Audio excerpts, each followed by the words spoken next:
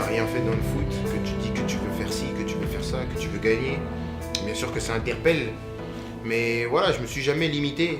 J'ai jamais dit que j'allais être le plus grand joueur de l'histoire, mais je me suis jamais donné de limite. Voilà, si j'arrive à un certain niveau, voilà, je ne veux pas m'empêcher de me mettre une barrière. Si j'arrive là, c'est bon, c'est mon max. Non, j'essaye de pousser mes limites et je vois jusqu'où ça me mène. Pour l'instant, ça me réussit et je vais continuer comme ça jusqu'à la fin de ma carrière. Pour préparer l'interview, j'ai lu et vu pas mal de choses sur vous, c'était sympa. Mais justement, alors est-ce que ça fait partie de la légende, le fameux bout de papier à 10 ans, vous auriez déjà écrit votre futur parcours professionnel? Est-ce que c'est vrai? Et si c'est vrai, qu'est-ce qui vous marque? C'est vrai, mais c'est sorti du contexte.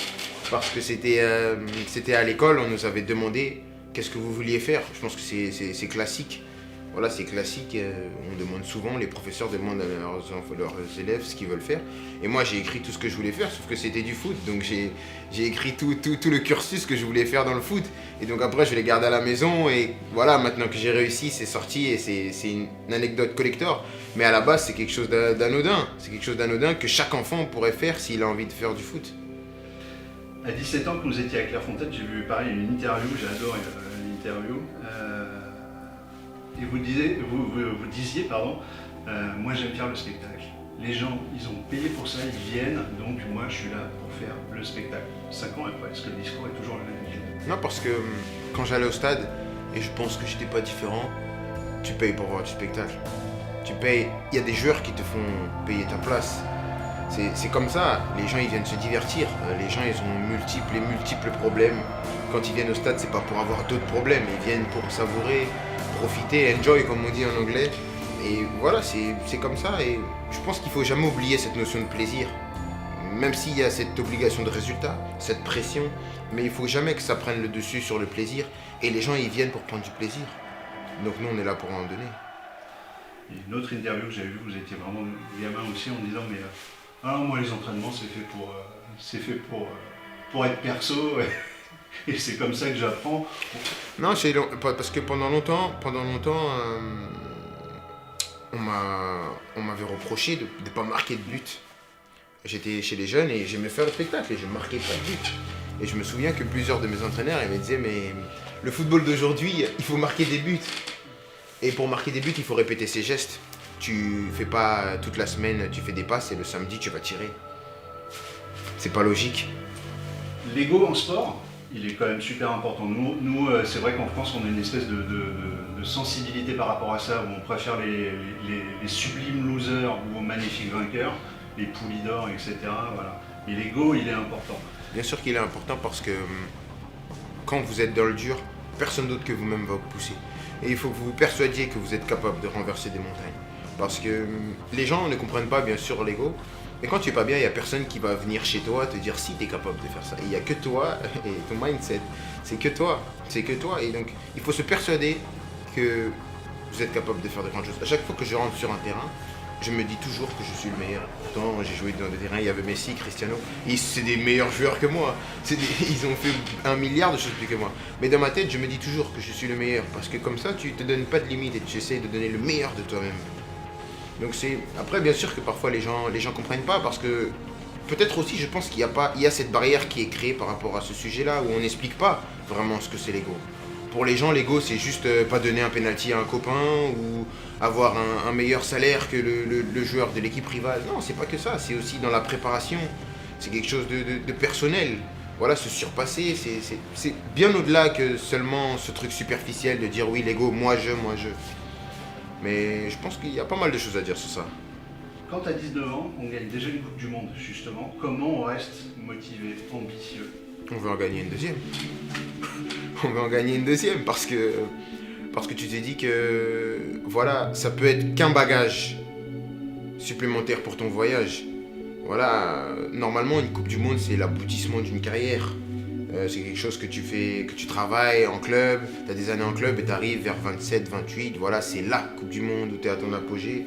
Moi j'ai eu la chance de tout de suite me mettre dans le bain et de la gagner à 19 ans. Je pense que ça va me servir quand il y aura d'autres épreuves et bien sûr que l'ambition c'est de gagner une deuxième parce qu'on a un pays où on a un vivier incroyable et ce serait, je pense, se limiter que de se dire que voilà, on en a gagné une, on peut attendre 20 ans pour gagner la deuxième. Je ne sais pas si vous connaissez cette anecdote. En 83, Yannick Noah gagne Roland Garros. C'était l'objectif d'une vie pour lui. Vraiment gagner Roland Garros. Il le gagne en 83, c'était absolument, mais on en parle encore, hein, Oui. gamin devant la télé. Derrière, dépression. Il a tellement mis un truc, enfin voilà, il tombe en dépression et après il fait une carrière. Voilà, je vous souhaite pas la dépression. Mais ce que je veux dire par là, c'est comment vous arrivez à toujours avoir le curseur au maximum. Quoi. Parce que, comme vous avez dit, c'était l'objectif d'une vie pour lui. Moi, c'était pas l'objectif d'une vie. C'était une étape monumentale. Faut pas minimiser une Coupe du Monde. Mais ça restait une étape et j'ai toujours dit que j'ai jamais voulu me limiter. Donc pour moi, une fois que la Coupe du Monde elle était cochée, le but c'était d'en cocher une autre et de travailler pour en cocher une autre. Bien sûr, parce qu'une carrière c'est 15 ans. Si tu es très très bon, c'est 15 ans. T'as 15 ans, donne tout pendant 15 ans et après tu auras le temps de voir ce que tu as fait. Et tu auras toute la vie pour dire oui, moi j'ai gagné ça, j'ai fait ci. Il y a votre pote Malik Bentala dans un documentaire qui raconte un truc, mais c'est à mourir de rire. C'est post-Coupe du Monde, vous êtes là, machin, et il dit oh, je vois mon Kylian, il est tout tranquille et tout, même trop tranquille à son goût. Et il fait hey, ça va, et il vient vous voir, on dit ouais, t'as gagné une Coupe du Monde. Et vous lui répondez, alors ouais, mais j'ai pas encore gagné la Ligue des Champions, c'est vrai. Parce que la Ligue des Champions, pour moi, ça a une place très importante. Voilà, et que la Coupe du Monde, comme j'ai dit, le fait aussi que je la gagne tôt, quelque chose que tu réalises pas forcément. Peut-être que si j'ai la chance d'en gagner une à 30 ans, elle sera beaucoup plus en émotion symbolique que celle que j'ai gagnée. Pour moi, c'était ma première. Ma première, tu gagnes, bouf, ok, on y va, bah, c'est gagné, ok, on peut rentrer. Voilà, c'est pas quelque chose, j'ai pas souffert vraiment pour la gagner. Je suis venu, je l'ai gagnée tout de suite. Et autant la Ligue des Champions, c'est autre chose, parce que j'ai connu des étapes où on a perdu, on a souffert. C'est autre chose. Si je la gagne, je pense qu'il y aura de l'émotion. Même si la Coupe du Monde, c'est le Graal absolu. Mais la Ligue des Champions, pour moi, en club, c'est ce qui se fait de mieux. Le cliché, c'est de dire on apprend de ses défaites ou de ses échecs. C'est pas vrai. etc. C'est pas vrai. J'ai pas eu besoin de perdre pour apprendre. J'ai pas eu besoin de perdre pour apprendre et tu n'as pas besoin de perdre pour apprendre. Ça, c'est un discours pour consoler. C'est un discours pour consoler. Après, bien sûr, une fois que tu as perdu, bah, il faut s'en servir parce que tu vas pas garder la défaite, une tache noire, il faut s'en servir. Mais je crois pas en cette logique de il faut perdre pour apprendre. Non, parce que moi, avant de connaître les défaites que j'ai eues, j'avais presque tout gagné. Et pourtant, j'avais acquis une expérience et un voyage hyper enrichissant. J'avais tellement appris des joueurs que j'avais côtoyés, des entraîneurs, de tous les gens. J'ai pas eu besoin de perdre pour ça. Donc pour moi, c'est vraiment consoler un loser, comme tu parlais de loser. Pour finir sur cette ambition, l'ambition, bah, finalement c'est ça, c'est pas se mettre de limite. Jamais. Et jamais laisser personne t'en mettre aussi.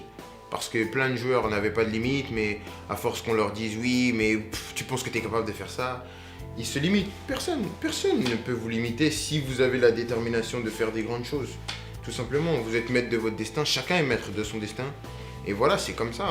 Moi, j'ai toujours voulu être ici, être ce que je suis, et maintenant que je le suis, je veux vraiment continuer à grandir et à faire ce que je peux faire de mieux, tout simplement. Le tirage vient d'avoir lieu, donc un petit mot, Kylian. Alors, La Ligue des Champions, c'est comme la chanson Les Grandes Équipes. La chanson, elle le dit bien. Bayern, c'est une grande équipe. Voilà, maintenant on y va avec sérénité et confiance. Voilà, donc on va jouer le premier match à Munich. C'est un match que les gens voudront regarder, un beau match. Donc voilà, il faut que tout le monde se mette devant la télé et qu'on donne un beau spectacle en espérant repartir avec la victoire.